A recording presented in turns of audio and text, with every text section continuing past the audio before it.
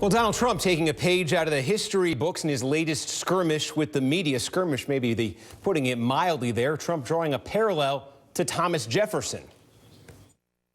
In fact, Thomas Jefferson said, "Nothing can be believed which is seen in a newspaper. Truth itself," he said, "becomes suspicious by being put into that polluted vehicle." That was June 14th, my birthday, 1807.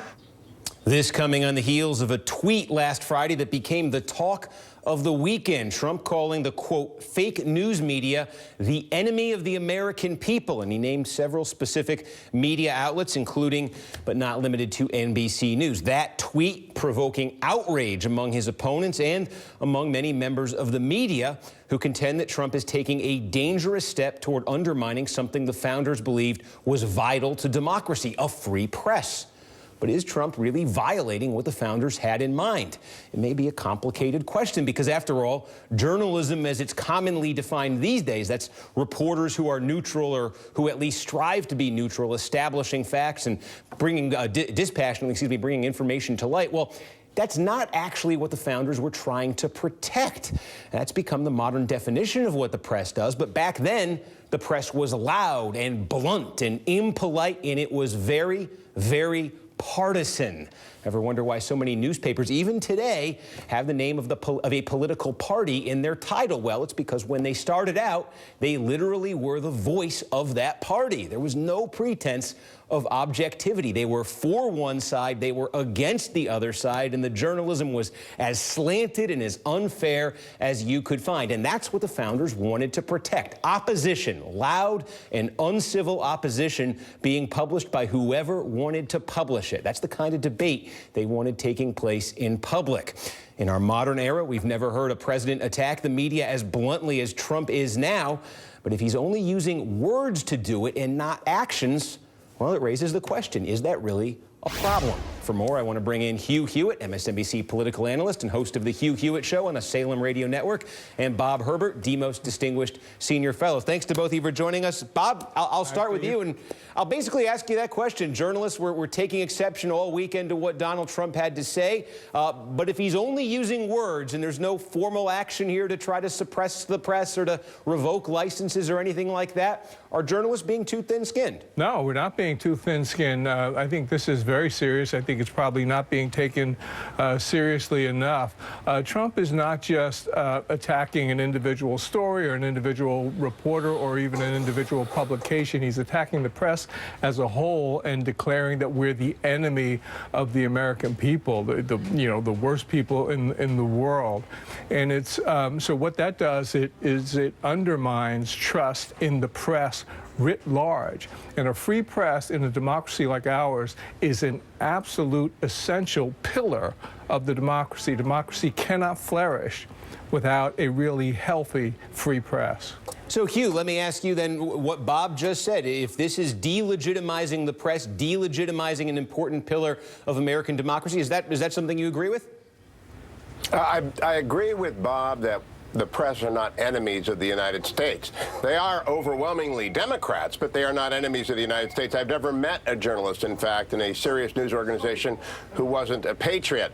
But the press is pretty strong as well, and I don't think criticism from the president, even misguided, and I have criticized his use of the word enemies repeatedly, criticism hurts it. I think the media, in fact, is its own worst enemy. Gallup's polls show that America's trust in the media has now dropped to an all-time low, 32%. Republicans trust the press even less, 14%. Our mutual friend from a different network, John Dickerson, told me on my show last week, and the media brought that on themselves, I think, by being consistently, overwhelmingly, obviously, and indifferent to the truthfully, very left-leaning. And so part of the problem is excess on the part of the president. a lot of the problem has been historic bias on the part of the media. I'm curious about that too, Bob Herbert. And we raised the sort of the climate, the press climate that the founders were trying to protect. And it's just so interesting to me when you look back at that time. We have this idea right now of journalism. You know, you've got 2 or 3 sources, and you know, the journalism in the time of our founders was not 2 or 3 sources close to James Madison said this. It was this almost like blunt instrument partisanship on either side. In some ways, do you agree with what Hugh is saying? Are we almost going back? Do you see the press almost returning to its roots when you see the opinion and partisanship that gets into it these days? No, I don't. I mean, because in the days of we're now in the era of the internet and that sort of thing, there is a great deal of partisanship. But, you know, if you look at mainstream media, I think of NBC News, I think of CNN, the New York Times, Washington Post, Wall Street Journal, that sort of thing. I don't think that it's excessively partisan, but even partisanship is not the worst thing in the world. What Trump is essentially saying is that you can't believe what the press is saying. In other words, the suggestion is that we are deliberately putting out false stories and untruths or lies. That's the part that's really dangerous. If you want to criticize the press for being too liberal, I mean, I think that's excessive, but if you want to do that, that's fine.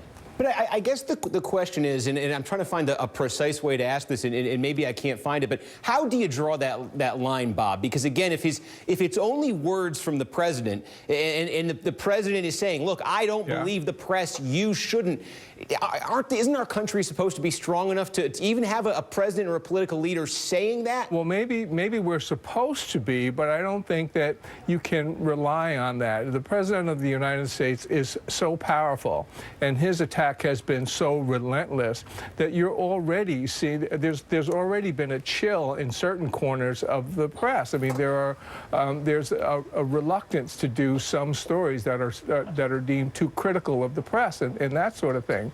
And the last thing you want to do in a democracy is chill a free press. So even if he doesn't take specific steps against the press, these relentless attacks on the press are very harmful and very dangerous. So Hugh, sort of the same question to you. A minute ago, you said, look, the president is wrong when he says the press is the enemy of the American people. But where would you and how would you draw that line where on the one side the president's criticizing the press and that's fine, and the other side he's crossed the line? How do you draw it? I wrote a piece for the column for the Washington Post last week. Everyone's got to chill out a little bit here. The press is big and powerful in the way that the Stay Puft Marshmallow Man was at the end of Ghostbusters. It is everywhere, and it looks giant, but it is not that powerful. I also don't think it's chilled. I see thousands of people, and I applaud thousands of people in the street. I read negative stories about Trump every day. I was reading about General McMaster. It's an appointment that absolutely no one can disagree with. He's a brilliant man, part of the Petraeus Brain Trust in Iraq, in fact. And tomorrow we will read some critiques about his not being able to control his staff, etc. What is the press as good as is at relentlessness. And that is like the point you make, Steve. Back in the framing, the partisan press was relentless, but it was divided between the Federalists and the Republicans, the Hamiltonians and the Jeffersonians. Today, most of the Manhattan Beltway elite media press is pro-President Obama, pro-liberal Democrats. Very few of it is pro-Donald Trump, and a tiny slice, is genuinely objective. It's becoming more and more like sports partisanship in journalism. And we can go to ESPN and find people who cheer for their home team. We come on MS or CNN or the other networks, we see the same thing. So we are kind of going back to the original mean, and I don't think anyone's in danger. I don't think we have a deep state undermining Donald Trump. I don't think we have an authoritarian rising in the White House. I think it's pretty much same old, same old. Yeah, so Bob, the point Hugh was raising there about conservatives, Republicans, right. This predates Trump, obviously, that rallying cry that you can't trust the media, the liberal media. Do you think there's anything to the idea that there's an imbalance in terms of the, for lack of a better term, the mainstream media representing one side more than the other? Who's ever said that we need to have a balance? I mean, I look at Fox News, and I've been a reporter in New York for a long time, going up against the New York Post, for example. So there's plenty of conservative voices. But an important point to make is that Donald Trump is not just attempting to undermine the media. He's undermining other cornerstones of our democracy as well. The media, I agree with you that the press in general can take care of itself, but he's also made an attempt to undermine the courts. He's made an attempt to undermine the intelligence community. He's got an odd kind of foreign policy approach that has tended to undermine the State Department. So there are many aspects of our democracy and the norms that we've become used to that Trump is just sort of running roughshod over, and I personally think that that's very dangerous, and I'm not the only person who thinks that. All right, Bob Herbert and Hugh Hewitt, thanks. It was a very fun discussion. I appreciate it. Thank you. Thanks, Steve.